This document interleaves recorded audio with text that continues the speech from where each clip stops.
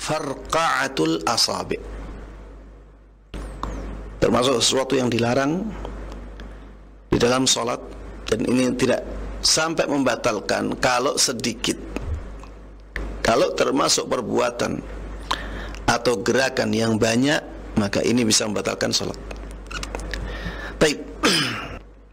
Baik. Apa itu yang dimaksud dengan farqa'atul asabi? Farqa'atul asabi adalah membunyikan jari jemari, ya, membunyikan jari jemari, ya, seperti ini. Ya, ini membunyikan jari jemari. Ini dilarang di dalam salat. Kenapa? Ya, yang pertama karena itu akan mengganggu kekhusyuan salat seseorang. Ini yang pertama. Karena yang harusnya dia khusyuk di dalam salatnya, fokus dengan salatnya, akhirnya dia melakukan sesuatu yang ini tidak ada hubungannya dengan salatnya. Ini yang pertama. Yang kedua, ini adalah tindakan yang terkesan meremehkan salat. Ini tindakan yang terkesan meremehkan salat. Ia tidak menghormati salat. Salat itu harusnya dimuliakan. Salat itu harusnya dijaga kesuciannya. Salat itu harusnya dijaga keindahannya. Salat itu harusnya dijaga ketenangannya. Tapi dia melakukan itu. Maka yang seperti ini, ya, kalau sedikit, kalau dianggap sedikit, makruh. Kalau terlihat banyak, maka jadi diharamkan dan bisa jadi membatalkan salat. Karena masuk dalam perbuatan yang banyak yang tidak dibutuhkan oleh seseorang di dalam salatnya. Baik. Apa dalil dari hal ini? Ada asar dari sahabat Ibnu Abbas radhiyallahu taala anhuma.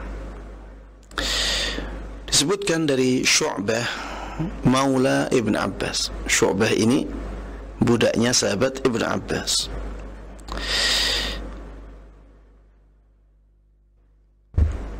Syu'bah maula Ibn Abbas mengatakan, "Shallaitu ila jambi Ibn Abbas." Aku pernah salat di samping sahabat Ibn Abbas radhiyallahu taala anhuma.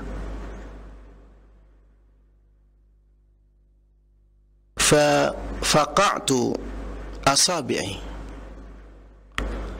maka di dalam salat itu aku lakukan, ya, farqa'atul asabi, ya, aku bunyikan jari jemariku. Falamma qadaitu shalah, maka ketika falamma qudiyatis shalah, maka ketika salat selesai, sahabat Ibn Abbas mengatakan, la ummalak, la ummalak, maksudnya celaka kamu, celaka kamu. La ummalak, atafqa'u asabi'ak wa anta fis salah, apakah engkau membunyikan jari jemarimu padahal engkau sedang di dalam salat?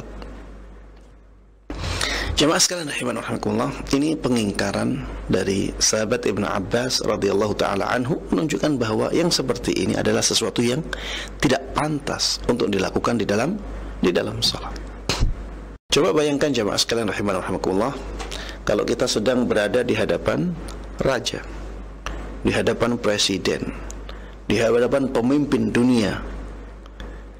Kemudian setelah itu kita memainkan tangan kita, cetek, cetek, cetek, cetek, cetek, cetek. Ya,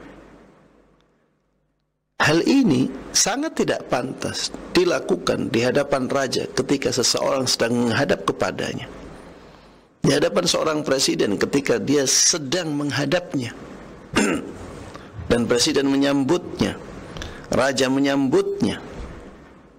Sangat tidak pantas. Apalagi apabila hal ini dilakukan di hadapan Allah Subhanahu wa ta'ala. Dan tidak bisa dibandingkan ya antara hamba dengan sang pencipta.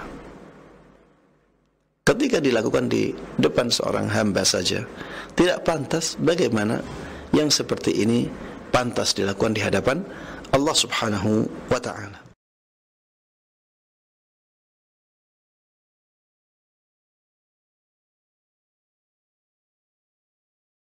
Hadis dari sahabat Abu Hurairah radhiyallahu taala anhu, beliau mengatakan bahwa Rasulullah sallallahu alaihi wasallam pernah bersabda, "Idza tawadda'a ahadukum fi baitihi, thumma ata al-masjid, kana fi salatin hatta yarji'." Apabila salah seorang dari kalian berwudu di rumahnya, apabila salah seorang dari kalian berwudu di rumahnya. Saya ingin memberikan faedah di sini. Hadis ini menunjukkan bahwa sebaiknya seseorang itu menjalankan ibadah wudunya di rumah, bukan di masjid. Kalau kita bisa berwudu di rumah, maka yang lebih afdal berwudu di rumah. Itu yang menjadi kebiasaan Nabi kita Muhammad sallallahu alaihi wasallam. Mungkin ada yang mengatakan, Ustadz, dulu kan memang Masjid Nabawi itu sederhana, Ustadz. Ya, tidak ada tempat wudunya. Makanya Rasulullah sallallahu alaihi wasallam wudunya di rumah, karena memang yang mudah seperti itu. Maka jawabannya, apapun keadaannya, tetap saja yang seperti disebutkan di dalam hadis itu yang lebih sesuai dengan tuntunan Nabi kita Muhammad sallallahu alaihi wasallam. Ini jawaban yang pertama. Jawaban yang kedua, sebenarnya para sahabat di zaman itu pun bisa menempatkan air di Masjid Nabawi untuk digunakan para sahabat berwudu di sana. Sebenarnya bisa juga. Dulu kan juga ada tempat air, tapi ternyata itu tidak dipilih oleh mereka, tidak dilakukan oleh mereka. Padahal mereka sholat di Masjid Nabawi itu 5 kali dalam sehari. Ya, apa susahnya mereka menempatkan tempat air untuk digunakan para sahabat berwudu di sana. Baik. Kemudian yang ketiga, dengan kaum muslimin berwudu di rumah masing-masing, maka itu akan meringankan beban masjid untuk menyediakan air, ya. Meringankan beban masjid dalam penggunaan air, ya, sehingga masjid menjadi lebih hemat, ya, dalam kebutuhan air tersebut. Karena air ini membutuhkan biaya,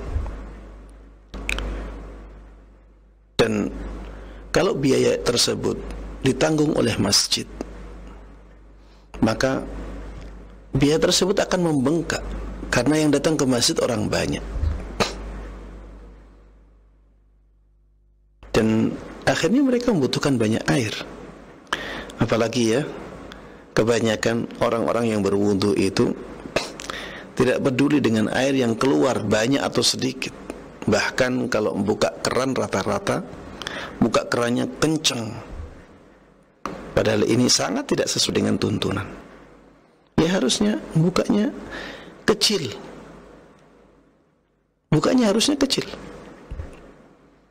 Kalau sudah cukup untuk berwudu, ya, maka bukalah secukupnya. Jangan mentang-mentang air di Indonesia tersedia banyak, akhirnya membuka air tanpa berpikir bahwa air tersebut itu dihasilkan dengan usaha. Bisa dengan ngambil dari sumur, itu juga usaha. Ada biaya listrik di sana. Bisa juga ngambil dari PDAM, ada uang di sana, ada biaya yang dikeluarkan. Maka jemaah sekalian rahimanallah, kalau kita misalnya setiap dari kita berwudu di rumah masing-masing, maka beban yang asalnya berkumpul banyak ini ketika dibagi-bagi di setiap rumah, maka menjadi kecil. Dan ini juga menjadikan air yang ada di rumah kita menjadi berguna untuk beribadah kepada Allah Subhanahu wa ta'ala. Intinya, jemaah sekalian rahimanallah, berusahalah untuk berwudu di rumah sebagaimana kebiasaan Nabi kita Muhammad sallallahu alaihi wasallam dan para sahabat beliau. Baik. Sahabat Abu Hurairah radhiyallahu taala anhu mengatakan bahwa Rasulullah sallallahu alaihi wasallam telah bersabda, apabila salah seorang dari kalian berwudu di rumahnya, thumma atal masjid, kemudian dia mendatangi masjid, kana fi salatin hatta yarji, maka selama itu juga dia sebenarnya dianggap berada dalam salatnya sampai dia pulang. Sampai dia pulang. Jadi dari keluarnya dia dari rumah. Nah, ini kalau tidak wudu, akhirnya tidak seperti ini, karena salat itu harus dengan wudu. Baik. Kalau dia wudu kemudian keluar dari rumahnya, ini sudah dianggap berada dalam salat. Keluar ke masjid, sampai ke masjid masih dianggap dalam salat. Menunggu salat dianggap dalam salat.